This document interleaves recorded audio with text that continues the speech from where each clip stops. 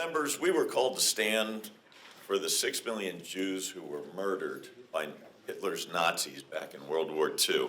And today we are called to stand for the 672,000 Jews that call our state, Florida, home. And I, for one, will not sit around, I will not be complacent, and I will not do nothing. Enough is enough. All Floridians, including those of the Jewish faith, have the right to quiet enjoyment in their communities. And they have the right to practice their faith without reprisal or fear of harm. When we said never again, we meant never again. Yet, disgusting acts of hate continue throughout our state. We've seen Jewish moms and their children walking to school harassed and threatened.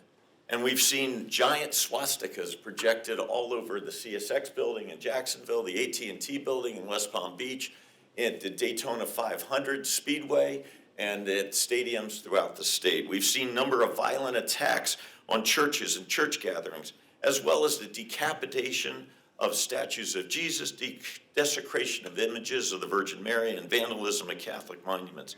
We've seen in our own backyard, my own backyard at FAU, groups of uninvited individuals harassing, taunting, and preventing students from going to class. And we've seen hateful flyers being thrown in Jewish communities, on yards, porches, and driveways. And I could go on and on about graffiti of churches, desecration of cemeteries, and the desecration of synagogues throughout the state. And that's why I'm proud to present HB 269, which directly confronts these acts of religious and ethnic animus that we are seeing all across today. This bill expands the penalties on crimes already in the Florida statutes, which when carried out by an individual who displays religious or ethnic animus, meaning ethnic intimidation, threat, or intent to harm, to that of a hate crime punishable as a third-degree felony.